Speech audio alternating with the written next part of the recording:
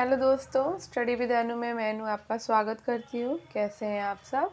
I hope आप सब स्वस्थ होंगे, मस्त होंगे और अपनी पढ़ाई लिखाई में व्यस्त होंगे। तो जैसे कि आप देख पा रहे हैं थंबनेल पर कि ये आपकी जीएस का प्रैक्टिस सेट करा रही हूँ मैं अल्टीग्रेड के लिए। तो ये आपका 12 बजे आता है दोपहर को। इसके अलावा थोड़ी सी जानकारी और दे देना चाहती हूँ। सुबह 8 बजे आपका पॉलिटिकल साइंस का प्रैक्टिस सेट आता है, तो जिनके भी सब्जेक्ट एसएसटी में पॉलिटी है वो प्रैक्टिस वहाँ से कर सकते हैं। साथ ही 12 बजे ये वाला आपका जीएस का प्रैक्टिस सेट आता है और शाम को 6 बजे आपका हिस्ट्री का प्रैक्टिस सेट आता है। तो जिसका भी हिस्ट्री सब्जेक्ट है वो शाम को 6 बजे हिस्ट्री का प्रैक्टिस सेट कर सकता है। तो मैंने अपने वादे के मुताबिक आपको इस समय 3 प्रैक्टिस सेट करा रही हूँ। एनसीईआरटी 12 बजे कराती थी, जिसे होल्ड पे डाल दिया है मैंने इस टाइम पे।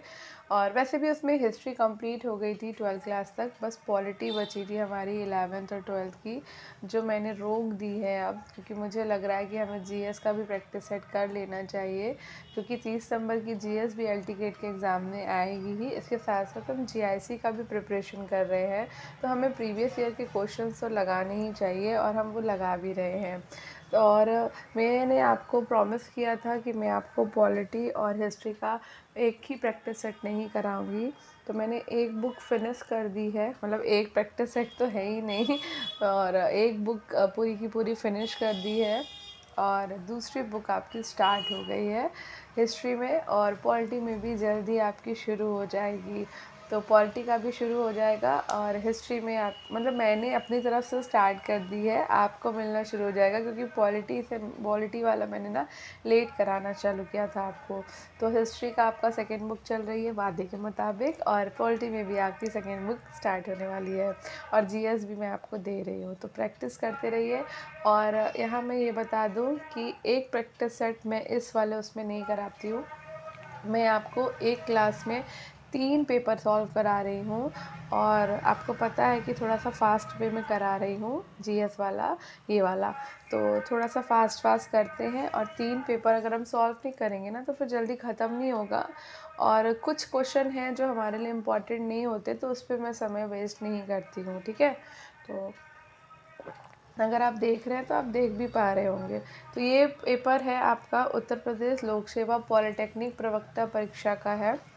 तो चूँकि हमें जीआईसी का भी एग्ज़ाम देना है, तो हमें सारे पेपर लगाने हैं, चाहे वो टीजीटी का हो चाहे वो पीजीटी का हो, ठीक है। तो किसी भी उस पर लिया गया पेपर है, प्रवक्ता का या सहायक अध्यापक का या असिस्टेंट प्रोफेसर का, कोई भी, तो हमें सारे पेपर लगाने हैं। तो ये 2021 का पेपर है और ये आपका 22 मार्च 2022 को हुआ था। बताइए, 21 का पेपर है और 22 में हुआ, ऐसे ही होता है टीजीटी और पीजीटी का, आप तो जानते ही हाल क्या चल रहा है यूपी में।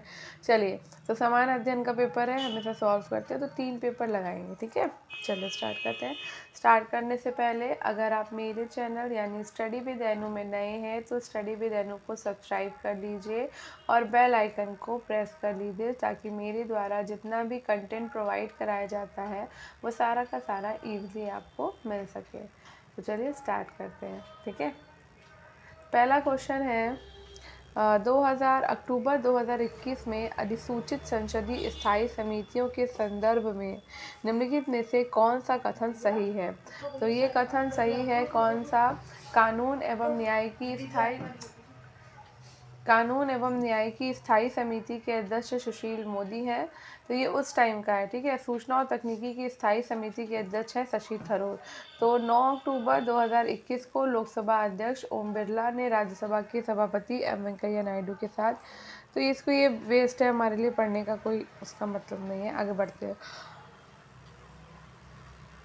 नेक्स्ट है, निम्नलिखित अनुच्छेदों में से कौन सा जीवन और व्यक्तिगत स्वतंत्रता के संरक्षण से संबंधित है? तो ये है आपका अनुच्छेद 21, ठीक है। अनुच्छेद 21 आपका जीवन और व्यक्तिगत स्वतंत्रता के संरक्षण से संबंधित है। तो भारतीय संविधान का अनुच्छेद 21 जीवन और व्यक्तिगत स्वतंत्रता के अधिकार के संरक्षण से संबंधित है। अनुच्छेद 20 कहता है कि अपराधों के लिए दोषसिद्धि के संबंध में संरक्षण देगा। अनुच्छेद 22 आपको कुछ मामलों में हिरासत और नज़रबंदी से संरक्षण देता है, और अनुच्छेद 26 आपको धार्मिक संस्थानों के संचालन की स्वतंत्रता देता है, ठीक है। नेक्स्ट क्वेश्चन है, निम्नलिखित में से कौन से अनुच्छेद में निर्वाचन आयोग का प्रावधान है? तो निर्वाचन आयोग का प्रावधान आपका अनुच्छेद 324 में है।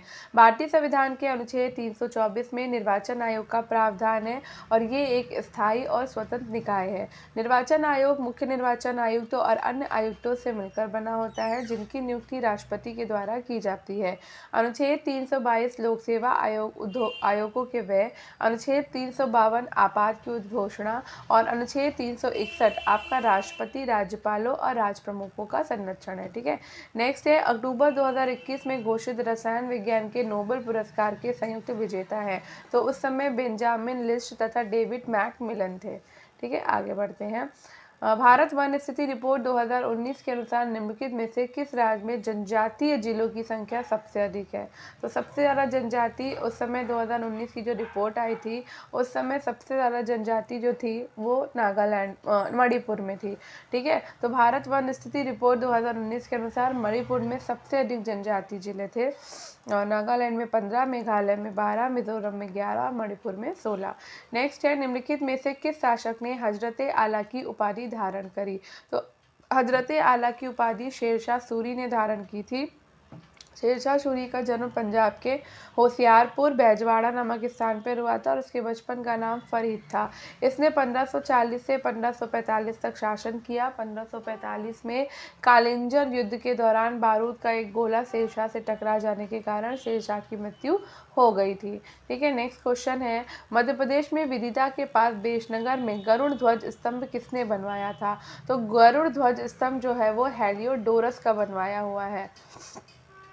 ठीक है, तो मध्य प्रदेश में विदिता के पास बेशनगर में गरुड़ ध्वज स्तंभ हेलियोडोरस ने बनवाया था। हेलियोडोरस वैदिक धर्म की व्यापकता से प्रभावित होकर भागवत धर्म स्वीकार कर लिया था तथा भक्ति भाव से प्रेरित होकर भगवान विष्णु के मंदिर का निर्माण करवाया। उस मंदिर के सामने गरुड़ ध्वज नामक स्तंभ बनवाया था। नेक्स्ट क्वेश्चन है निम्नलिखित में से किस नदी में माजुली नदी द्वीप स्थित है? तो माजुली नदी द्वीप आपका ब्रह्मपुत्र नदी में स्थित है। माजुली नदी द्वीप ब्रह्मपुत्र नदी में स्थित है। ये द्वीप असम में है। माजुली को विश्व का सबसे बड़ा नदी द्वीप की संज्ञा प्राप्त है। 2016 में माजुली को जिले का दर्जा दे दिया गया। माजुली का शाब्दिक अर्थ होता है पानी से घिरा हुआ क्षेत्र और माजुली विश्व धरोहर स्थल की सूची में भी शामिल है। नेक्स्ट क्वेश्चन है बनारस में केंद्रीय हिंदू विश्वविद्यालय की स्थापना की गई थी। तो बनारस में केंद्रीय हिंदू विश्वविद्यालय की स्थापना मदन मोहन मालवीय ने की थी। आंसर देख लेते हैं। तो नहीं, गलत है, एनी बेसेंट ने। तो बनारस में 1898 में केंद्रीय हिंदू विद्यालय की स्थापना एनी बेसेंट ने की थी। ठीक है, तो एनी बेसेंट ने की है, मदन मोहन मालवीय वाला नहीं है ये। काली मिट्टी के संदर्भ में कौन सा कथन सही है? तो काली मिट्टी को हम रेगुड़ के नाम से भी जानते हैं और इसमें आपका लोहा, चूना, कैल्शियम और पोटास की प्रचुरता होती है। तो काली मिट्टी को रेगड़ के नाम से जानते हैं और ये मिट्टी मुख्यतः महाराष्ट्र, कर्नाटक, गुजरात और मध्य प्रदेश में पाई जाती है। इस मिट्टी में मैग्नीशियम, चूना, लौह तत्व, कैल्शियम, पोटास की प्रचुरता होती है। इस मिट्टी का काला रंग टिटेनिफेरम मैग्नेटाइट की उपस्थिति के कारण होता है, जिसे बिना जुताई वाली तथा कपासी मिट्टी भी कहते हैं। नेक्स्ट आंसर क्वेश्चन है जैन कल्पसूत्र की रचना किसने की थी? तो जैन कल्पसूत्र की रचना भद्रबाहु ने की थी। जैन कल्पसूत्र की रचना भद्रबाहु ने की थी। इसमें जैन धर्म के तीर्थंकरों पार्श्वनाथ, महावीर स्वामी आदि का जीवन चरित्र वर्णित है। पारंपरिक रूप से मान्यता है कि इस ग्रंथ की रचना महावीर स्वामी के निर्वाण के 150 वर्ष बाद हुई। 8 दिवसीय पर्युषण वर्ष के समय जैन साधु व साध्वी कल्पसूत्र का पाठ एवं व्याख्या करते हैं। नेक्स्ट है निम्नलिखित में से किस देश ने अक्टूबर 2021 में आयोजित 18वें आसियान भारत शिखर सम्मेलन की मेजबानी करी? तो ये की थी ब्रुनोई ने।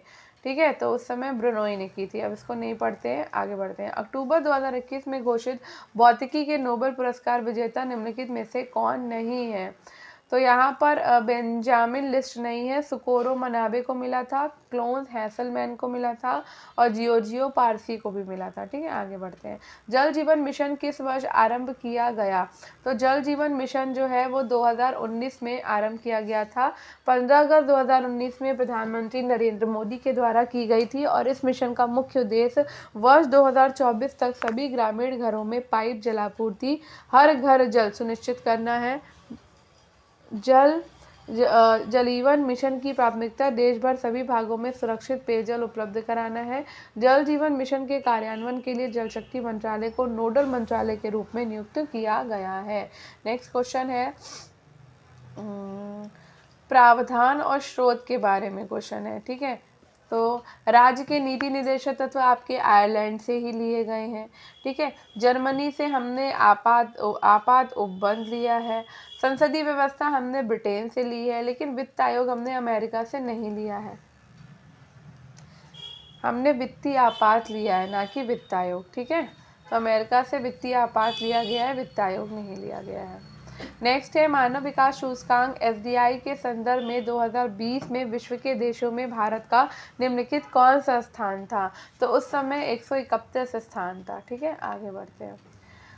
नेक्स्ट क्वेश्चन है निम्नलिखित में से किसने दिल्ली में एक साहित्यिक केंद्र बैतुल उलूम स्थापित किया था। तो बैतुल उलूम स्थापित किया था जेबुन्निसा ने। औरंगजेब की पुत्री थी जेबुन्निसा, जिसने दिल्ली में बैतुल उलूम नामक एक स्कूल खुलवाया, जिसमें अभिजात वर्ग के साथ साथ मध्यम वर्ग के लोग भी पढ़ सकते थे। नेक्स्ट क्वेश्चन है राष्ट्रपति पद के नामांकन में प्रस्तावकों और अनुमोदकों की न्यूनतम संख्या कितनी होनी चाहिए। तो भाई 50 प्रस्तावक चाहिए और 50 अनुमोदक भी चाहिए। तो राष्ट्रपति पद के लिए उम्मीदवारों का नाम कम से कम 50 मतदाताओं के द्वारा प्रस्तावित और 50 मतदाताओं के द्वारा अनुमोदित होना चाहिए। 1997 से पूर्व ये संख्या 10-10 थी। राष्ट्रपति पद के लिए जमानत की राशि 15,000 रुपये है, जो कि पहले 2500 रुपये थी। ज्ञात है कि 1997 में राष्ट्रपति और उपराष्ट्रपति निर्वाचन अधिनियम 1952 में संशोधन कर प्रस्तावकों व अनुमोदकों की संख्या तथा जमानत राशि इसलिए बढ़ा दिया गया जिससे कि ऐसे उम्मीदवारों को हतोत्साहित किया जा सके जो गंभीरता से चुनाव नहीं लड़ते हैं। नेक्स्ट है भारत ने असंगठित श्रमिकों का राष्ट्रीय डेटाबेस बनाने के लिए अगस्त 2021 में आरंभ किया गया पोर्टल है। तो ये कौन सा पोर्टल आरंभ किया गया था। तो ये पोर्टल आरंभ किया गया था भारत में असंगठित श्रमिकों का राष्ट्रीय डेटाबेस बनाने के लिए अगस्त 2021 में आरंभ किया गया था पोर्टल ई श्रम, ठीक है।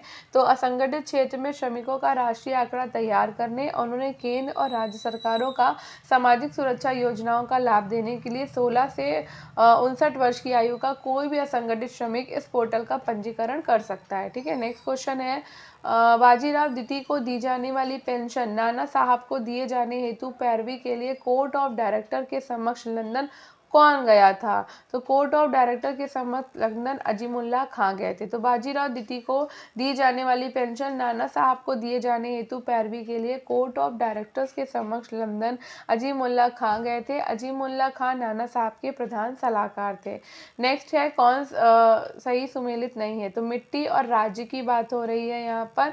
तो जलोढ़ मिट्टी आपको उत्तर प्रदेश में मिलती है, सही है। काली मिट्टी आपको महाराष्ट्र में मिलती है, सही है। लाल मिट्टी आपको तमिलनाडु में मिलती, सही है। लेकिन लेटेराइट मिट्टी आपको बिहार में नहीं मिलती, लेटेराइट मिट्टी आपको केरल और असम में मिलेगी, ठीक है।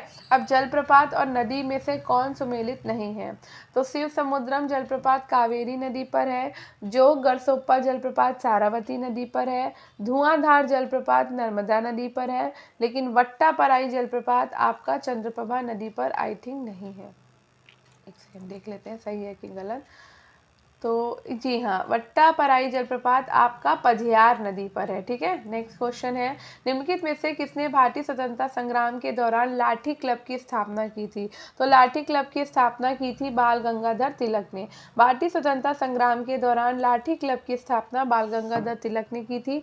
राष्ट्रवादी की चेतना जागृत करने के लिए किसी क्रम में उन्होंने अखाड़े, गो घटना विरोधी सभाएं, गणपति उत्सव 1893, शिवाजी महोत्सव 1895 जैसे कार्यक्रम एवं सभाओं की स्थापना की। इसके अतिरिक्त मराठा तथा केसरी जैसी पत्रिकाओं के संपादन के साथ साथ गीता रहस्य और आर्कटिंग होम ऑफ द आर्यन नामक ग्रंथों की रचना भी की थी, ठीक है। नेक्स्ट है भारत में पंचायती राज व्यवसायी का शिल्पी किसे कहा जाता है। तो भारत में पंचायती राज व्यवसायी का शिल्पी BR मेहता को कहा जाता है, वास्तुकार सॉरी।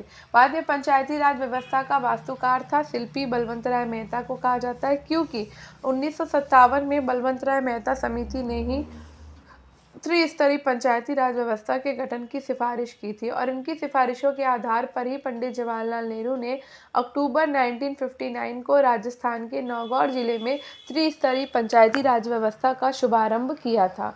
नेक्स्ट क्वेश्चन है भारत में निम्नलिखित में से किसके पास विदेशी संधियों पर बातचीत करने की शक्ति है? तो भाई राष्ट्रपति के पास है। भारत में विदेशी संधियों पर बातचीत करने की शक्ति राष्ट्रपति के पास है। विदेश संधियों और समझौते राष्ट्रपति के नाम से किए जाते हैं। यद्यपि इन समझौतों के संबंध में पहल मंत्रियों के हाथ में रहती है और इनकी संसद से पुष्टि आवश्यक होती है। ठीक है, तो हमने एक पेपर सॉल्व कर लिया है। अब दूसरा पेपर ये आप देख सकते हो पॉलिटेक्निक प्रवक्ता परीक्षा 2021 का है और ये भी आपका 22/12/2021 को हुआ था। ठीक है, तो चलिए अब इसको सॉल्व करते हैं। पहला क्वेश्चन है भारत में मजदूर आंदोलनों को संगठित करने का श्रेय किसे दिया जाता है? तो मजदूर आंदोलनों को संगठित करने का श्रेय नारायण मेघजी लोखंडे को दिया जाता है। भारत में मजदूर आंदोलनों को संगठित करने का श्रेय नारायण मेघजी लोखंडे एनएम लोखंडे को दिया जाता है। 1890 में महाराष्ट्र में एनएम लोखंडे ने बॉम्बे मिल हैंड्स एसोसिएशन की स्थापना करी और वर्ष 1998 में उन्होंने मराठी में दीनबंधु नामक पत्रिका का प्रकाशन शुरू किया था। नेक्स्ट है अक्टूबर 2021 में घोषित नोबेल शांति पुरस्कार के संबंध में कौन सा कथन सही है? तो मारिया रेसा तथा डिमिट्री मुराटोव ने संयुक्त रूप से ये पुरस्कार जीता है या इस वर्ष के पुरस्कार के दोनों विजेता पत्रकार हैं? तो यहाँ पर 1 और 2 दोनों सही था। ठीक है, नेक्स्ट। अब इस क्वेश्चन का डिस्क्रिप्शन पढ़ने का मतलब नहीं है, पुराना करंट है। हाँ, तो वेद और ब्राह्मण को हम वहाँ पे मिलान करने वाले हैं। ठीक है, तो ऋग्वेद जो है उसका ब्राह्मण है कौशिकी ब्राह्मण, यजुर्वेद का ब्राह्मण है आपका शतपथ ब्राह्मण, सामवेद का ब्राह्मण है आपका पंचविश ब्राह्मण और अथर्ववेद का ब्राह्मण है आपका गोपद ब्राह्मण। ठीक है, आगे बढ़ते हैं। तो सामवेद के और भी हैं पंचविश, षड्विश, अद्भुत और जैमिनी प्राप्तन, और ऋग्वेद का 2 हैं कौशिकी और ऐतरेय। ठीक है, और यजुर्वेद के शतपथ और तैतरी ब्राह्मण है। अथर्ववेद का सिर्फ एक ही है गोपद। नेक्स्ट है भारत की संविधान सभा का परामर्शदाता कौन था? तो भारत की संविधान सभा के परामर्शदाता थे BN राव। ठीक है, सलाहकार समिति। ठीक है, तो भारत की संविधान सभा का परामर्शदाता श्री BN राव थे। कैबिनेट मिशन के तहत गठित संविधान सभा की प्रथम बैठक 9 दिसंबर 1946 को नई दिल्ली स्थित कौंसिल चैम्बर के पुस्तकालय भवन में हुई। सभा के वरिष्ठतम सदस्य डॉक्टर सच्चिदानंद सिन्हा को सभा का अस्थायी अध्यक्ष चुना गया, किंतु 11 दिसंबर 1946 को डॉक्टर राजेंद्र प्रसाद को स्थायी अध्यक्ष तथा BN राव को संवैधानिक परामर्शदाता नियुक्त किया गया था। नेक्स्ट है अक्टूबर 2021 में हुए चुनाव में निम्नलिखित में से कौन सा देश 2022 और 24 की अवधि के लिए संयुक्त राष्ट्र मानवाधिकार परिषद के लिए चुना गया है? तो ये चुना गया था होंडुरास। कौन चुना गया था? होंडुरास। नेक्स्ट है नागरिकता संशोधन विधेयक 2019 को संसद ने किस तिथि को पारित किया था? तो नागरिकता संशोधन विधेयक 2019 11 दिसंबर 2019 को संसद ने पारित किया था। नागरिकता संशोधन विधेयक 2019 को लोकसभा के द्वारा 9 दिसंबर 2019 को और 11 दिसंबर 2019 को राज्यसभा के द्वारा पारित हुआ। राष्ट्रपति ने 12 दिसंबर 2019 को इस पर अपनी स्वीकृति प्रदान करी तथा इस अधिनियम के प्रावधान 10 जनवरी 2020 से लागू है। इस अधिनियम के अनुसार 31 दिसंबर 2014 या उसके पहले अफगानिस्तान, बांग्लादेश और पाकिस्तान से भारत आए हुए विभिन्न 6 समुदायों यथा हिंदू, सिख, बौद्ध, जैन, पारसी और ईसाई को अवैध प्रवासी नहीं माना जाएगा। नेक्स्ट है निम्नलिखित में से कौन सा युग्म सही सुमेलित नहीं है? तो वन्य जीव अभ्यारण्य और उसकी अवस्थिति देखनी है। तो महावीर स्वामी अभ्यारण्य आपका ललितपुर में है। लाख बहोशी अभ्यारण्य आपका कन्नौज में है कि इटावा में? तो लाख बहोशी आपका कन्नौज में है। और इसके साथ साथ पूछा गया है किसानपुर वन्य जीव अभ्यारण्य, तो ये आपका लखीमपुर खीरी में है, बलरामपुर में नहीं है। और कैमूर अभ्यारण्य आपका मिर्जापुर और सोनभद्र जनपद में है। नेक्स्ट है अंडमान निकोबार द्वीप समूह का एक द्वीप नहीं है। तो अंडमान निकोबार में रुटलैंड द्वीप है, नारकोंडम द्वीप है, बोमपोका द्वीप है, लेकिन अमीनी द्वीप नहीं है। अमीनी द्वीप जो है वो आपका लक्षद्वीप का द्वीप है। ठीक है, आगे बढ़ते हैं। विशेषाधिकार समिति में कितने सदस्य होते हैं? तो विशेषाधिकार समिति में सदस्य होते हैं आपके 15। विशेषाधिकार समिति में 15 सदस्य होते हैं। इस समिति का कार्य सदन और उसके सदस्यों के विशेषाधिकारों की रक्षा करना है। संसद के दोनों सदनों में इस समिति का गठन किया जाता है। लोकसभा की विशेषाधिकार समिति में 15 सदस्य और राज्यसभा की विशेषाधिकार समिति में 10 सदस्य होते हैं। चलिए आगे बढ़ते हैं। अक्टूबर 2021 में कुशीनगर में अंतर्राष्ट्रीय हवाई अड्डे के उद्घाटन के संदर्भ में कौन सा कथन सही है? तो लैंड करने वाली पहली उद्घाटन फ्लाइट श्रीलंकाई एयरलाइंस की थी। कुशीनगर उत्तर प्रदेश का चौथा अंतर्राष्ट्रीय हवाई अड्डा बना है। तो निम्न दिए गए कूट में से पहला ही वाला सही है कि नरेंद्र मोदी ने 20 अक्टूबर 2021 को कुशीनगर में अंतर्राष्ट्रीय हवाई अड्डे का उद्घाटन किया और इस हवाई अड्डे पर लैंड करने वाली पहली उद्घाटन फ्लाइट श्रीलंकाई एयरलाइंस की थी। उत्तर प्रदेश में 5 अंतर्राष्ट्रीय हवाई अड्डे हैं, जिनमें से लखनऊ, वाराणसी, कुशीनगर में सेवा प्रारंभ हो चुका है, किंतु अयोध्या और जेवर नोएडा में निर्माणाधीन है। कुशीनगर उत्तर प्रदेश का तीसरा अंतर्राष्ट्रीय हवाई अड्डा है। नेक्स्ट है, निम्नलिखित घटनाओं पर विचार करिए और उनको कालक्रमानुसार व्यवस्थित कीजिए। 2.5 दिन का झोपड़ा का निर्माण, कुव्वतुल इस्लाम मस्जिद का निर्माण, सीरी फोर्ट का निर्माण और सुल्तान घड़ी का निर्माण। तो ये भैया 2.5 दिन का झोपड़ा का निर्माण जो है वो 1194 में किया गया था। कुतुबुद्दीन ऐबक ने मोहम्मद गोरी के आदेश पे कराया था। कुव्वतुल इस्लाम मस्जिद का निर्माण कुतुबुद्दीन ऐबक ने 1992 नहीं है, ये गलत लिखा हुआ है ठीक है, और में करवाया था। और सीरी फोर्ट का निर्माण अलाउद्दीन खिलजी ने करवाया है और सुल्तान घड़ी का निर्माण इल्तुतमिश ने कराया। तो ये वाली जो डेट लिखी है ना, ये रॉन्ग लिखी हुई है। नेक्स्ट है, कर्क रेखा निम्नलिखित में से किन राज्यों से होकर गुजरती है? तो भैया कर्क रेखा जो है वो 8 राज्यों से होकर गुजरती है। त्रिपुरा, मिजोरम, मणिपुर और पश्चिम बंगाल। तो बताओ भैया किस किस से होकर गुजरती है? भारत के 8 राज्यों से गुजरती है। ठीक है, तो राजस्थान, गुजरात, मध्य प्रदेश, छत्तीसगढ़, झारखंड, पश्चिम बंगाल, त्रिपुरा और मिजोरम। मणिपुर नहीं है। ठीक है, राष्ट्रीय विकास परिषद का गठन किस वर्ष हुआ था? तो राष्ट्रीय विकास परिषद का गठन 1952 में हुआ था। 6 अगस्त 1952 को राष्ट्रीय विकास परिषद की स्थापना केंद्रीय मंत्रिमंडल के एक प्रस्ताव के द्वारा की गई थी। राष्ट्रीय विकास परिषद में प्रधानमंत्री सहित केंद्रीय मंत्रिमंडल के सभी सदस्य, सभी राज्यों के मुख्यमंत्री और केंद्र शासित प्रदेशों के प्रतिनिधि तथा नीति आयोग के सभी सदस्य शामिल होते हैं। प्रधानमंत्री इस परिषद के पदेन अध्यक्ष होते हैं। राष्ट्रीय विकास परिषद एक महत्वपूर्ण संगठन है जो देश की विकास प्रक्रिया में महत्वपूर्ण भूमिका निभाने के लिए बाध्य है। नेक्स्ट है, निम्नलिखित में से किस शहर को भारत के 100वें स्मार्ट शहर के रूप में चुना गया है? तो शिलांग को चुना गया है। ठीक है, नेक्स्ट है, निम्नलिखित में से कौन सा अनुच्छेद राष्ट्रपति को क्षमादान की शक्ति देता है? तो राष्ट्रपति जो है वो क्षमादान करते हैं अनुच्छेद 72 के तहत। भारतीय संविधान के अनुच्छेद 72 के तहत राष्ट्रपति को क्षमादान की शक्ति प्रदान की गई है। अनुच्छेद 74 के तहत राष्ट्रपति अपनी कार्यपालिका शक्ति के प्रयोग से सलाह देने के लिए एक मंत्रिपरिषद का गठन करता है, जिसका प्रमुख प्रधानमंत्री होता है। अनुच्छेद 78 के अनुसार प्रधानमंत्री का ये कर्तव्य है कि वो राष्ट्रपति को मंत्रिपरिषद के सभी निर्णयों और प्रशासन संबंधी उन सभी मामलों में सूचना दे जिसके बारे में राष्ट्रपति के द्वारा ऐसी सूचना मांगी जाए। अनुच्छेद 80 के अनुसार राज्यसभा में साहित्य, विज्ञान, कला और समाज सेवा के क्षेत्र में विशेष ज्ञान या अनुभव रखने वाले व्यक्तियों को प्रतिनिधित्व देने के लिए राष्ट्रपति 12 सदस्यों को मनोनीत करता है। नेक्स्ट है, निम्नलिखित में से कौन अक्टूबर 2021 में विश्व कुश्ती चैंपियनशिप में रजत पदक जीतने वाली पहली भारतीय महिला पहलवान बनी थी? तो वो थी अंशु मलिक। ठीक है, नेक्स्ट है, भारतीय संविधान के किस भाग में संघ राज्य संबंध है? तो संघ राज्य संबंध है आपके भाग 11 में। तो संघ और राज्यों के बीच संबंध अनुच्छेद 245 से 263 तक भाग 11 में है।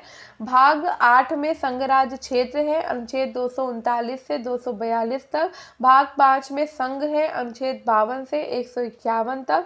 भाग 7 में प्रथम अनुसूची के भाग ख के राज्य 7वें संशोधन अधिनियम 1956 के द्वारा निरसित है। ठीक है, नेक्स्ट क्वेश्चन है, चंद्रप्रभा वन्यजीव अभयारण्य उत्तर प्रदेश के एक प्रमुख वन्यजीव अभयारण्य है, निम्नलिखित में से कहाँ पर अवस्थित है? तो ये आपका जनपद चंदौली में है। ठीक है, तो चंद्रप्रभा वन्यजीव अभयारण्य उत्तर प्रदेश के चंदौली जिले में अवस्थित है। ये अभयारण्य लगभग 78 वर्ग किलोमीटर में फैला हुआ है। इसकी स्थापना 1957 में की गई थी और ये उत्तर प्रदेश का एक प्रमुख वन्यजीव अभयारण्य है। पीलीभीत वन्यजीव विहार पीलीभीत जिले में स्थित है। चंद्रशेखर आजाद नवाबगंज पक्षी विहार उन्नाव जिले में स्थित है और सोहागी बरवा वन्यजीव विहार महाराजगंज जिले में स्थित है।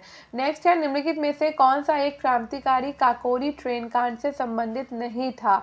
तो खुदीराम बोस नहीं थे। काकोरी कांड में राजेंद्र लाहिड़ी का हाथ है, अशफाक उल्ला खां थे और रोशन सिंह थे। ठीक है, तो काकोरी ट्रेन कांड में खुदीराम का संबंध नहीं है। 30 अप्रैल 1908 को खुदीराम बोस और प्रफुल्ल कुमार चाकी ने किम्स फोर्ट की बग्घी पर बम फेंकने के आरोप में खुदीराम बोस को 11 अगस्त 1908 को लगभग 18 वर्ष की आयु में मुजफ्फरपुर जेल में फांसी दी गई थी। जबकि काकोरी ट्रेन कांड से राजेंद्र लाहिड़ी, रोशन सिंह, रामप्रसाद बिस्मिल, अशफाक उल्ला खां तथा चंद्रशेखर आजाद सक्रिय रूप से संबंधित थे। नेक्स्ट है, विश्व स्वास्थ्य संगठन ने कोविड-19 को कब महामारी घोषित किया? तो 11 मार्च 2020 को। ठीक है, तो विश्व स्वास्थ्य संगठन ने 11 मार्च 2020 को कोविड-19 को महामारी घोषित कर दिया था। नेक्स्ट है, किस चोल शासक के शासनकाल में प्रथम व्यापारिक प्रतिनिधि मंडल चीन भेजा गया था? तो ये भेजा गया था राजराज के शासनकाल में। चोल शासक राजराज के शासनकाल में प्रथम व्यापारिक प्रतिनिधि मंडल चीन भेजा गया था। चीन में व्यापारिक प्रतिनिधि मंडल भेजने वाले चोल शासक थे राजराज राजेंद्र प्रथम तथा कुलोत्तुंग प्रथम। चीनी ऐतिहासिक स्रोतों के अनुसार 1077 ईस्वी में कुलोत्तुंग प्रथम ने 72 व्यक्तियों का एक व्यापारिक शिष्टमंडल चीन भेजा था और इस मंडल को चीन में तमिलों के लिए अधिक व्यापारिक सुविधाएं प्राप्त करने के लिए भेजा गया था। नेक्स्ट, खनिज और खान की सूची हमें मिलानी है। तो खनिज और खान की सूची है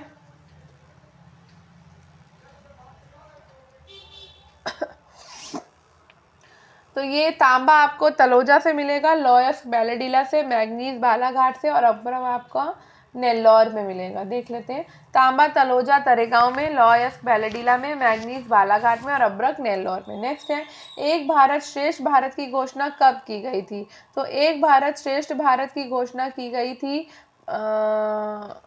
2015 में। तो एक भारत श्रेष्ठ भारत की घोषणा प्रधानमंत्री के द्वारा सरदार वल्लभ भाई पटेल की 140वीं वर्षगांठ के अवसर पर 31 अक्टूबर 2015 को की गई थी और इसका उद्देश्य राज्यों और केंद्र शासित प्रदेशों के लोगों के बीच जुड़ाव तथा विभिन्न संस्कृतियों की लोगों में आपसी समझ और घनिष्ठता को बढ़ाया जा सके, जिससे भारत की एकता और अखंडता और मजबूत होगी। ये शिक्षा मंत्रालय की एक पहल है और ये अभियान देश की विभिन्न संस्कृतियों और परंपराओं को पहचानने और उजागर करने में भी मदद करेगा।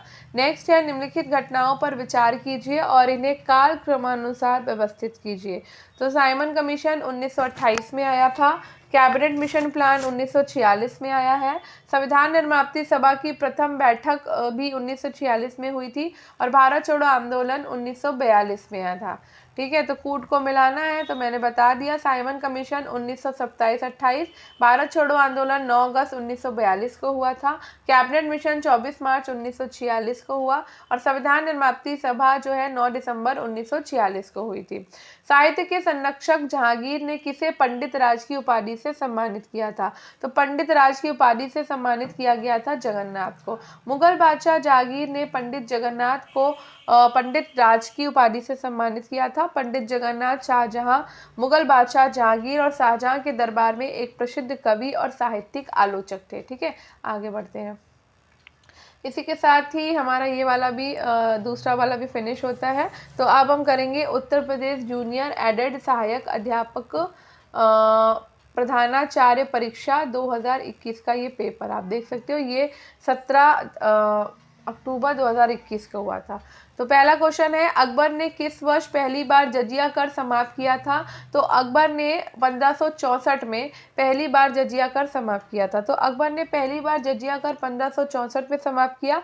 इससे पहले इसने 1562 में दास प्रथा, युद्धबंदियों को दास बनाना तथा 1963 में 1963 कहाँ से आ गया, ये भी गलत लिखा हुआ है।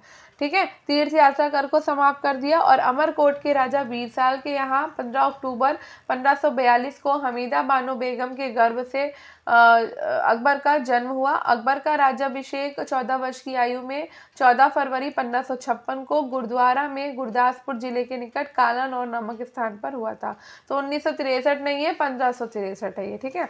नेक्स्ट क्वेश्चन है, भारतीय राष्ट्रीय कांग्रेस के अध्यक्ष कौन निर्वाचित हुए? तो भारतीय राष्ट्रीय कांग्रेस के अध्यक्ष जो हैं 1938 में, तो सुभाष चंद्र बोस निर्वाचित हुए थे। हरिपुरा अधिवेशन की अध्यक्षता इन्होंने करी थी, जो कि 1938 में हुआ था। उसके बाद 1939 में त्रिपुरी अधिवेशन हुआ, जिसमें इन्होंने रिजाइन दे दिया था, उसमें भी ये अध्यक्ष चुने गए थे। तो 1938 में भारतीय राष्ट्रीय कांग्रेस के हरिपुरा अधिवेशन की अध्यक्षता सुभाष चंद्र बोस ने करी। 1939 में ये त्रिपुरी अधिवेशन के अध्यक्ष निर्वाचित हुए, परंतु महात्मा गांधी से मतभेद के कारण अप्रैल 1939 में अध्यक्ष पद से त्यागपत्र दे दिया। 1940 में रामगढ़ अधिवेशन की अध्यक्षता अबुल कलाम आजाद ने की थी। 1946 में मेरठ अधिवेशन की अध्यक्षता जेबी कृपलानी ने की थी और 1948 में जयपुर अधिवेशन की अध्यक्षता पी पट्टाभी सीतारमैया ने की थी। नेक्स्ट क्वेश्चन है, निम्नलिखित में से किस वर्ष सुरेंद्र नाथ बनर्जी को सिविल सर्विस से हटाया गया था? तो 1874 में सुरेंद्र नाथ बनर्जी सिविल सर्विस से 1874 में हटाए गए थे। इन्हें 1869 में प्रतिस्पर्धात्मक परीक्षा देने की मंजूरी मिल गई थी, परंतु उम्र के विवाद के कारण रोक लगा दी गई। 1871 में इन्हें फिर से मंजूरी मिली और वे सिलहट में सहायक मजिस्ट्रेट के रूप में पदस्थापित किए गए, परंतु ये जल्द ही नस्ली भेदभाव के कारण नौकरी से बर्खास्त कर दिए गए। 1879 में इन्होंने द बंगाली समाचार पत्र को आरंभ किया था और 1895 और 1902 में कांग्रेस के अध्यक्ष चुने गए थे।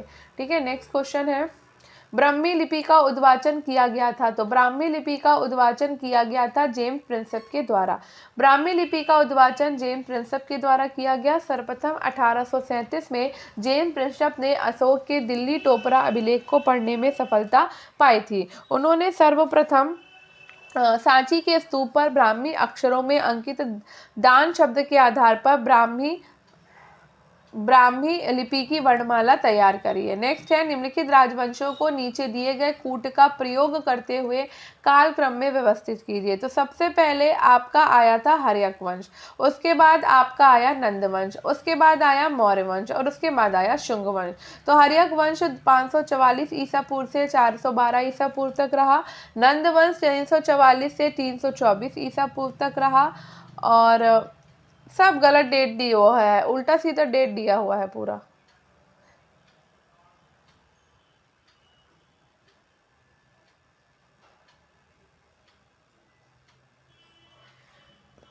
नहीं, सही दिया हुआ है हर्यक वंश। एक मिनट, हाँ थोड़ा बहुत मिसमैच लग रहा है।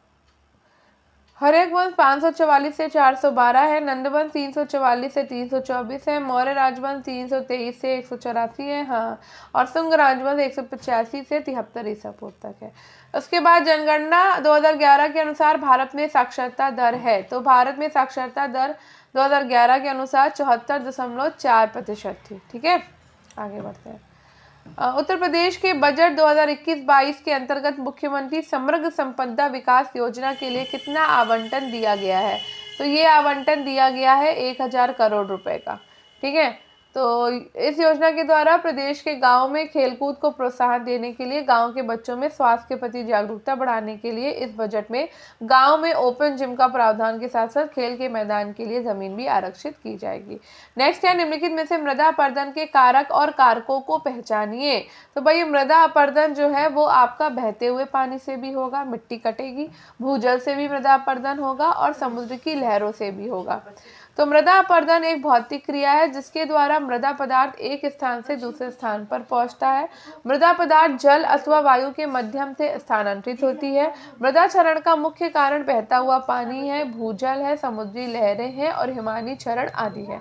नेक्स्ट है, जैव विविधता है। तो जैव विविधता आनुवंशिक विभिन्नताएं हैं। बिल्कुल, जैव विविधता आपकी पृथ्वी पर उपस्थित सभी जैविक जातियां भी हैं। जैव विविधता जैविक समुदायों की विभिन्नता है और जैव विविधता पारिस्थितिकी तंत्र की विभिन्नताएं भी हैं। तो सारे ऑप्शन राइट है। तो किसी भी निश्चित प्रकृति क्षेत्र में पाए जाने वाले जीव जंतुओं और पेड़ पौधों की अनेक प्रजातियों की विविधता तथा संख्या को उस स्थान विशेष की जैव विविधता कहते हैं और उसके अंतर्गत आनुवांशिक विभिन्नताएं, पृथ्वी पर उपस्थित सभी जैविक जातियां, विभिन्न प्रकार के जैविक समुदाय, विभिन्न पारिस्थितिकी तंत्र आदि को शामिल किया जाता है। नेक्स्ट है ध्वनि प्रदूषण की तीव्रता को मापते हैं। तो ध्वनि प्रदूषण की जो तीव्रता है वो डेसिबल में मापी जाती है, डेसिबल में, ठीक है। तो ध्वनि की तीव्रता को डेसिबल में मापते हैं। उच्च तीव्रता वाली ध्वनि जिसके कारण अशांति और बेचैनी महसूस हो उसे ध्वनि प्रदूषण कहते हैं। WHO ने ध्वनि की उच्चता का स्तर दिन में 45 डेसिबल और रात्रि में 35 डेसिबल निश्चित किया। कुछ ध्वनि स्रोत तथा उनकी तीव्रता निम्नलिखित है। सामान्य बातचीत हमें 20 से 30 डेसिबल में करनी चाहिए। उच्च आवाज में बातचीत हमें 60 डेसिबल में करनी चाहिए। हवाई जहाज की ध्वनि 90 से 120 डेसिबल में होनी चाहिए और अंतरिक्ष यान आपका 140 से 179 डेसिबल की ध्वनि जो है निकालता है। नेक्स्ट है निम्नलिखित में से कौन सी बीमारी वायरस जनित है। तो वायरस आपका रेबीज, ठीक है, रेबीज आपका वायरस से होता है। तो वायरस जनित रोग रेबीज है। वायरस जनित रोग आपका एड्स है, चेचक है, पोलियो है, डेंगू ज्वर है, ट्रैकोमा है, खसरा है। मियादी बुखार आपका बैक्टीरिया जनित रोग है जो साल्मोनेला टाइफोसा नामक जीवाणु से होता है। ल्यूकीमिया एक प्रकार का रक्त कैंसर है जो रक्त और अस्थि मज्जा में संबंधित है। फाइलेरिया रोग अनेक प्रकार के सूत्रकृमियों के कारण होता है। नेक्स्ट है ईसीजी किस अंग की विद्युतीय गति का ग्राफी प्रदर्शन है। तो ईसीजी आपका हार्ट के लिए होता है, यानी कि हृदय के लिए। ईसीजी को इलेक्ट्रोकार्डियोग्राफी कहते हैं। इसके माध्यम से हृदय के विद्युतीय गति का ग्राफी प्रदर्शन किया जाता है। इसके द्वारा दिल से संबंधित बीमारियों का पता लगता है, जैसे ऑक्सीजन की कमी, रक्त वाहिकाओं में परेशानी, हार्ट आर्टरीज में ब्लॉकेज, नसों में ब्लॉकेज, सीने में दर्द, जलन इत्यादि। अब ये वाला क्वेश्चन है आपका, निम्न में से ये सारे किसके उदाहरण है। तो ये उदाहरण है आपके समस्थानिक के, ठीक है। क्वेश्चन देख लो। तो समस्थानिक एक ही तत्व के परमाणु होते हैं जिनकी परमाणु संख्या या क्रमांक जो है वो समान होता है, परंतु परमाणु भार अलग अलग होता है और ऐसे तत्व को हम समस्थानिक कहते हैं। नेक्स्ट है कौन सा अम्ल मुख्यतः टमाटर में उपस्थित होता है। तो टमाटर में आपका लैक्टिक, टार्ट्रिक, एसिटिक, सिट्रिक या मैलिक अम्ल होता है। तो सिट्रिक और मैलिक अम्ल होता है, ठीक है, देख लेते हैं, बिल्कुल सही। तो टमाटर में सिट्रिक और मैलिक अम्ल पाया जाता है। सिट्रिक अम्ल एक दुर्बल कार्बनिक अम्ल है जो नींबू, संतरे और अनेक खट्टे फलों में पाया जाता है। उल्लेखनीय है कि टार्ट्रिक अम्ल इमली में और लैक्टिक अम्ल आपका दुग्ध पदार्थों में पाया जाता है। नेक्स्ट है पेरिस में 21वां संयुक्त राष्ट्र जलवायु परिवर्तन शिखर सम्मेलन कब आयोजित हुआ था। तो ये हुआ था 2015 में। तो संयुक्त राष्ट्र जलवायु परिवर्तन शिखर सम्मेलन COP21 का आयोजन पेरिस, फ्रांस में 30 नवंबर से 11 दिसंबर 2015 को संपन्न हुआ था। पेरिस समझौते का लक्ष्य औद्योगिक काल के पूर्व के स्तर की तुलना में वैश्विक तापमान में बढ़ोतरी को 2 डिग्री सेल्सियस से कम रखना है और 1.5 डिग्री सेल्सियस तक सीमित रखने के लिए विशेष प्रयास किए जाने हैं। पहली बार इस समझौते को कानूनी रूप से बाध्यकारी बनाने का भी प्रयास किया गया है।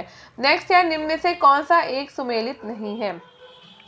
तो आपका एस्कॉर्बिक अम्ल में नींबू में होता है और फार्मिक अम्ल आपका दूध में नहीं होता, ठीक है, तो ये गलत है। दूध में आपका लैक्टिक अम्ल होता है, तो ये रॉन्ग है।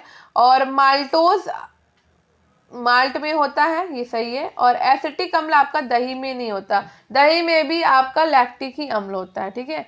एसिटिक अम्ल देखो नीचे क्या लिखा है, एस्कॉर्बिक अम्ल खट्टे फलों में पाया जाता है, इसको विटामिन सी भी कहते हैं। नींबू चूंकि खट्टा फल है इसलिए एस्कॉर्बिक अम्ल को नींबू के साथ सुमेलित माना गया है। एस्कॉर्बिक अम्ल खट्टे फलों में होता है। फार्मिक अम्ल जो है वो लाल चींटियों में पाया जाता है। माल्टोज आपका माल्ट में होता है और एसिटिक अम्ल आपका सिरके में होता है। नेक्स्ट क्वेश्चन है रक्षा मंत्रालय भारत सरकार के द्वारा अगस्त 2020 में प्रारंभ किया गया सार्थक निम्नलिखित में से किससे संबंधित है। तो ये अपतटीय गश्ती जहाज है, ठीक है। तो सार्थक भारतीय तटरक्षक अपतटीय गश्ती जहाज है। इसका शुभारंभ 13 अगस्त 2020 को किया गया था। 5 अपतटीय गश्ती जहाज की श्रृंखला में OPV सार्थक चौथे स्थान पर है। इसे मेक इन इंडिया के तहत गोवा शिपयार्ड लिमिटेड के द्वारा स्वदेशी रूप से डिजाइन और निर्मित किया गया है। इसकी अधिकतम गति 26 समुद्री मील नॉट है और इस जहाज को 2 इंजन वाले एक हेलीकॉप्टर, उच्च गति वाली 4 नावों और स्विफ्ट बोर्डिंग एवं तलाशी व बचाव ऑपरेशन के लिए एक हवा वाली नाव को चढ़ाने और ले जाने के अनुरूप बनाया गया है। नेक्स्ट क्वेश्चन है कौन भारत का पहला 100% जैविक केंद्र शासित प्रदेश बना है? तो ये है लक्षद्वीप। कृषि मंत्रालय के द्वारा लक्षद्वीप को भारत का पहला 100% जैविक केंद्र शासित प्रदेश घोषित किया गया है। इस केंद्र शासित प्रदेशों में सभी कृषि कार्य बिना सिंथेटिक उर्वरकों और कीटनाशकों का संपन्न किया जाता है। लक्षद्वीप से पहले सिक्किम भारत का पहला 100% जैविक राज्य घोषित किया गया था। नेक्स्ट है, निम्न घटनाओं को कालक्रमानुक्रम में व्यवस्थित कीजिए और नीचे दिए गए कूटों से सही उत्तर का चयन कीजिए। तो भैया साइमन आयोग की नियुक्ति 1928 में हुई थी। जलियांवाला बाग का हत्याकांड 1919 में हुआ है। महात्मा गांधी की दांडी मार्च जो है वो 1930 में हुई है और फिरोज शाह मेहता की जो मृत्यु है वो 1915 में हुई है।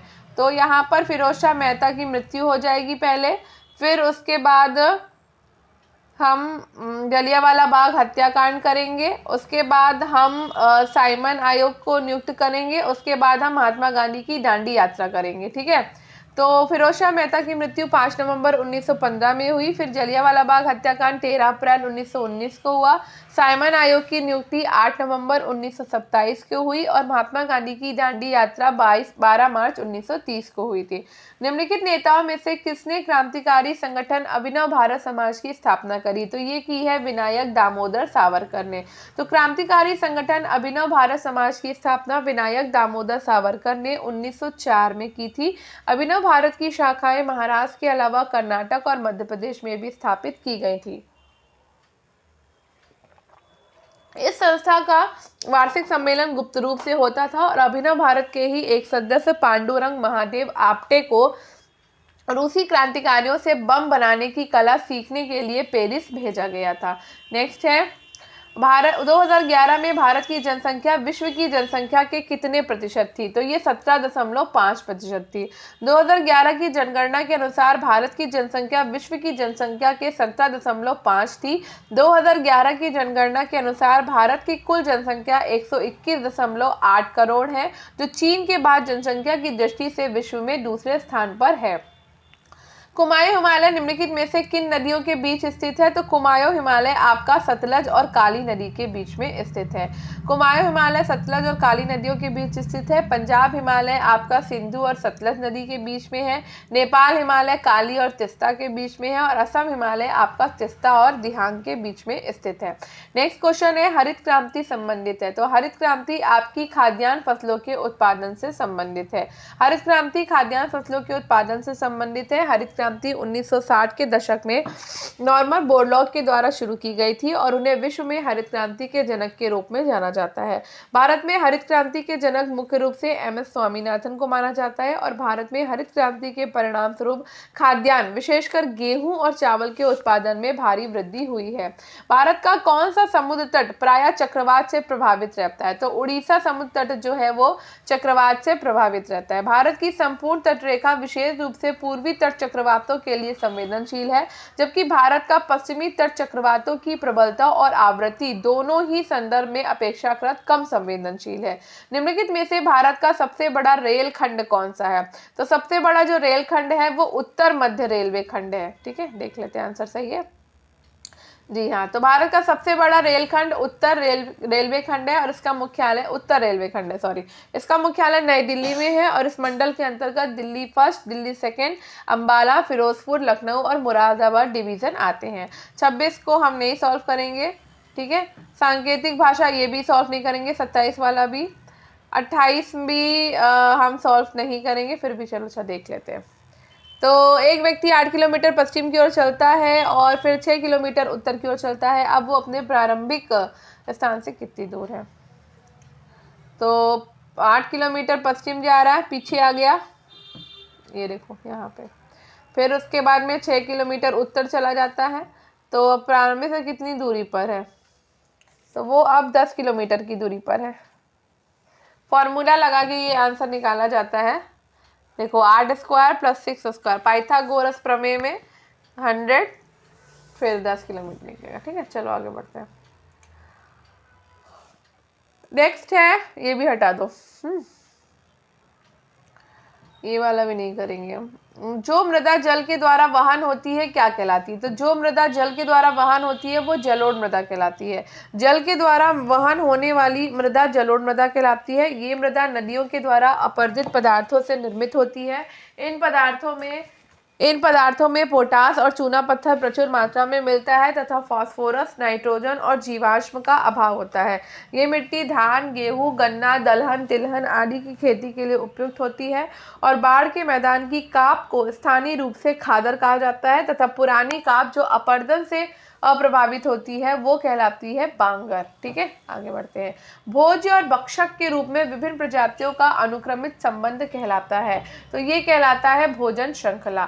भोज्य एवं भक्षक के रूप में विभिन्न प्रजातियों का अनुक्रमित संबंध भोजन श्रृंखला कहलाता है और इसका निर्माण कई पोषित स्तर के जीव आपस में मिलकर करते हैं। भोजन श्रृंखला विभिन्न क्रमिक पोषण स्तरों की संयुक्त श्रृंखला होती है। आहार श्रृंखला में प्रथम पोषण स्तर आधार स्तर स्वपोषित जीवों का होता है, जिसके अंतर्गत हरे पौधे आते हैं जो प्रकाश संश्लेषण विधि से अपना भोजन स्वयं तैयार करते हैं। ठीक है, नेक्स्ट है समुद्र के तल पर रहने वाले जंतुओं को कहते हैं, तो समुद्र के तल पर रहने वाले जंतुओं को बेंथिक कहते हैं। ठीक है, तो समुद्र के तल पे रहने वाले जंतुओं को बेंथिक कहा जाता है। और बेंथिक जीव बहुत महत्वपूर्ण होते हैं क्योंकि वे जल की गुणवत्ता के अच्छे संकेतक होते हैं। बेंथिक जोन नितल स्थल क्षेत्र जल के निम्नतम स्तर का पारिस्थितिकी क्षेत्र है और ये जलीय पारिस्थितिकी तंत्र के स्वाप में महत्वपूर्ण भूमिका निभाता है। छोटे सूक्ष्म बेंथिक जीव इस क्षेत्र में रहते हैं और निम्न श्रेणी के जानवरों के लिए भोजन के स्रोत के रूप में उपलब्ध होते हैं। नेक्स्ट है, एक पावर हाउस का सामर्थ्य 200 मेगावाट है और उसके द्वारा प्रतिदिन उत्पन्न विद्युत ऊर्जा होगी, तो ये 4800 मेगावाट घंटा होती है। तो एक पावर हाउस का सामर्थ्य 200 मेगावाट है और इसके द्वारा प्रतिदिन 4000 मेगावाट घंटा विद्युत ऊर्जा उत्पन्न होगी। ठीक है, तो राष्ट्रीय विज्ञान दिवस कब मनाया जाता है? राष्ट्रीय विज्ञान दिवस हम 28 फरवरी को मनाते हैं। राष्ट्रीय विज्ञान दिवस प्रति वर्ष 28 फरवरी को मनाया जाता है और इसका उद्देश्य लोगों में विज्ञान के प्रति जागरूकता को बढ़ाना है। 28 फरवरी 1928 को भौतिक विज्ञानी सीवी रमन के द्वारा रमन प्रभाव की खोज को चिन्हित करने के लिए इस दिवस को मनाया जाता है। इस खोज के लिए सीवी रमन को 1930 में भौतिक में नोबेल पुरस्कार से सम्मानित किया गया था। भारतीय केंद्र सरकार के द्वारा प्रारंभ किया गया मिशन जल जीवन हर घर में एक नल का लक्ष्य सर्वप्रथम किस राज्य ने पूर्ण किया है? तो सबसे पहले ये पूर्ण किया गया है गोवा में। तो भारतीय केंद्र सरकार के द्वारा प्रारंभ किया गया मिशन जल जीवन हर घर में एक नल का लक्ष्य सर्वप्रथम गोवा राज्य ने पूर्ण किया और इस मिशन की घोषणा 15 अगस्त 2019 को प्रधानमंत्री के द्वारा की गई थी। 2024 तक हर ग्रामीण घर तक नल से जल पहुंचाने की सरकार की प्रतिबद्धता के तहत पिछले 30 महीनों में 5.77 करोड़ घरों तक नल में जल पहुंचाया गया। गोवा, हरियाणा, तेलंगाना, अंडमान निकोबार द्वीप समूह, पुडुचेरी, दादरा नगर हवेली, दमन द्वीप में हर ग्रामीण घर में नल से जलापूर्ति हो रही है। नेक्स्ट है, भारत के किस राज्य में धार्मिक त्योहार थाई पूसम मनाया जाता है? तो थाई पूसम जो है वो तमिलनाडु में मनाया जाता है। तो भारत के तमिलनाडु राज्य में धार्मिक त्योहार थाई पूसम मनाया जाता है। ये त्योहार तमिल हिंदू समुदाय के द्वारा मनाया जाता है जो भगवान मुरुगन को समर्पित है। थाई पूसम शब्द एक महीने के नाम और एक तारे के नाम का मेल है। ये बुराई पर अच्छाई की जीत का उत्सव है। ये त्योहार केरल में थाई पूयम के रूप में भी मनाया जाता है और ये त्योहार यूएसए, श्रीलंका, अफ्रीका, थाईलैंड जैसे अन्य देशों में भी तमिल समुदाय के द्वारा मनाया जाता है। नेक्स्ट है, किसानों की आय बढ़ाने हेतु किस राज्य किसान कल्याण मिशन का शुभारंभ किया गया? तो ये उत्तर प्रदेश का किया गया। किसानों की आय बढ़ाने हेतु उत्तर प्रदेश राज्य ने 6 जनवरी 2021 को किसान कल्याण मिशन का शुभारंभ किया था। इसके लिए सरकार कृषि मेले का आयोजन कर किसानों को खेती से जुड़ी नई तकनीकों और उपकरणों से संबंधित जानकारी उपलब्ध करवाया है। वर्ष 2020 का बुकर पुरस्कार किस पुस्तक के लिए दिया गया है? तो ये संगी बेन के लिए दिया गया था। ठीक है, 2020 का बुकर पुरस्कार स्कॉटिश अमेरिकन लेखक डगलस स्टुअर्ट को उनके उपन्यास संगी बेन के लिए दिया गया है। ठीक है, आगे बढ़ते हैं।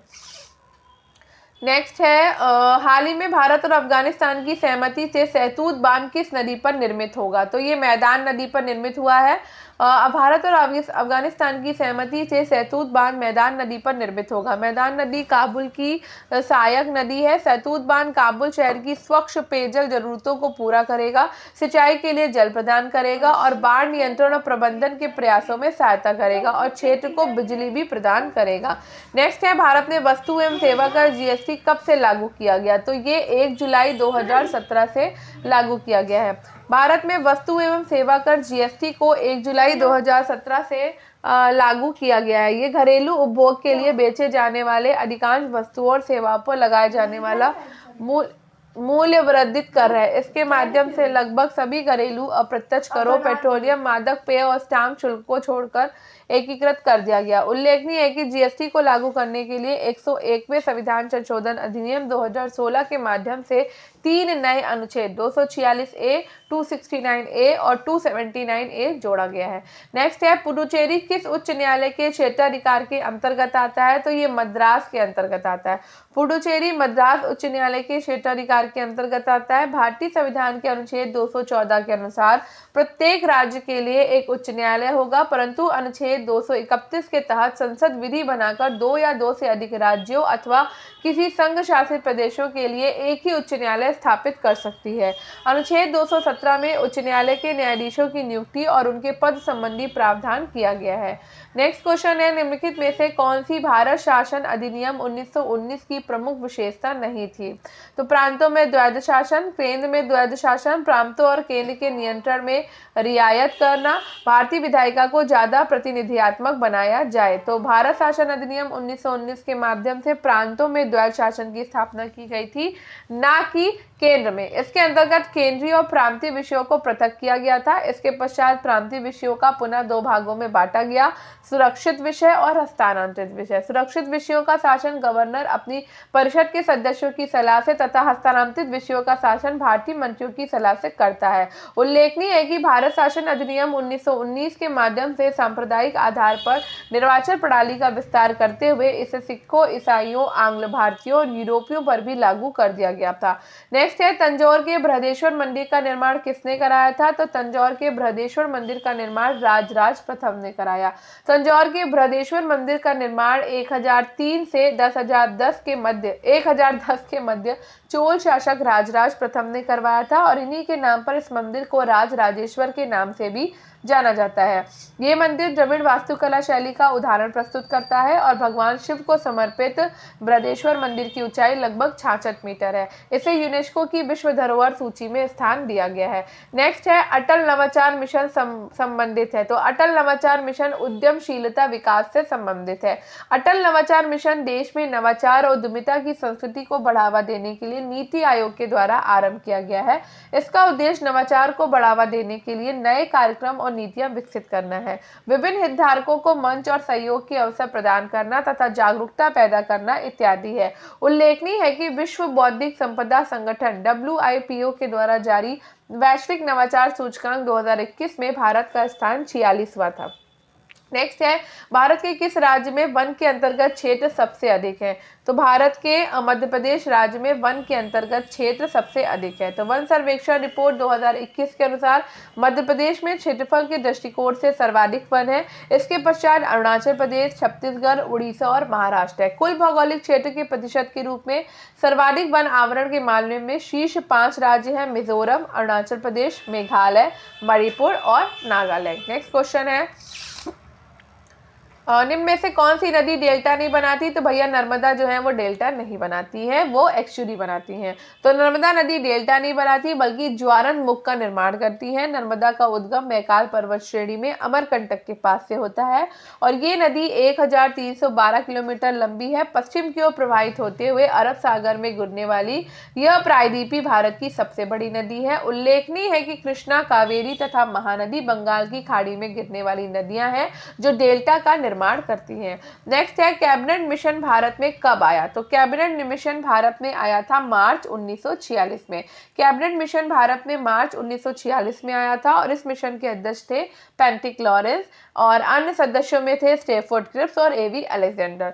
16 मई 1946 को मिशन ने भारत में तत्काल एक अंतरिम सरकार की स्थापना तथा संविधान सभा के गठन एवं संविधान निर्माण हेतु एक योजना प्रस्तुत की थी। नेक्स्ट है, भारत में उपराष्ट्रपति पदेन सभापति होता है। तो उपराष्ट्रपति जो है वो राज्यसभा का पदेन सभापति होता है। संविधान के अनुच्छेद 63 के अनुसार भारत का एक उपराष्ट्रपति होगा। उपराष्ट्रपति राज्यसभा का पदेन सभापति होता है। भारत में उपराष्ट्रपति के पद संबंधी प्रावधान अमेरिका के संविधान से लिया गया है। वो राष्ट्रपति के पश्चात देश का दूसरा सर्वोच्च अधिकारी होता है। उल्लेखनीय है कि अनुच्छेद 67 के अनुसार उपराष्ट्रपति का कार्यकाल 5 वर्ष है, किंतु कार्यकाल समाप्त होने से पहले भी वो राष्ट्रपति को त्यागपत्र दे सकता है। नेक्स्ट क्वेश्चन है, भारतीय संविधान की 11वीं अनुसूची में कुल कितने विषय हैं? तो भैया 29 विषय हैं। भारतीय संविधान की 11वीं अनुसूची में कुल 29 विषयों को शामिल किया गया है। उल्लेखनीय है कि 11वीं अनुसूची संविधान में 73वें संविधान संशोधन 1992 के माध्यम से जोड़ी गई थी, जिसमें पंचायती राज संस्थाओं को संवैधानिक दर्जा प्रदान किया गया था। इसके द्वारा पंचायतों के गठन, संरचना, निर्वाचन, सदस्यों की अर्हताएं, निहरताएं, पंचायतों की शक्तियां, प्राधिकार और उत्तरदायित्व आदि के लिए प्रावधान किए गए हैं। इस अधिनियम का अभिपालन करने वाला प्रथम राज्य मध्य प्रदेश है। नेक्स्ट क्वेश्चन है, तो यहाँ पर हमारा ये वाला जो है फिनिश हो जाता है। तो इसमें थोड़े क्वेश्चन ज़्यादा थे, तो अब ये वाला सेट हम करेंगे कल। तो आई होप आपको आज का ये वीडियो पसंद आया होगा। पसंद आया हो तो वीडियो को लाइक करिए, शेयर करिए और स्टडी विद अनु के साथ कनेक्टेड रहिए।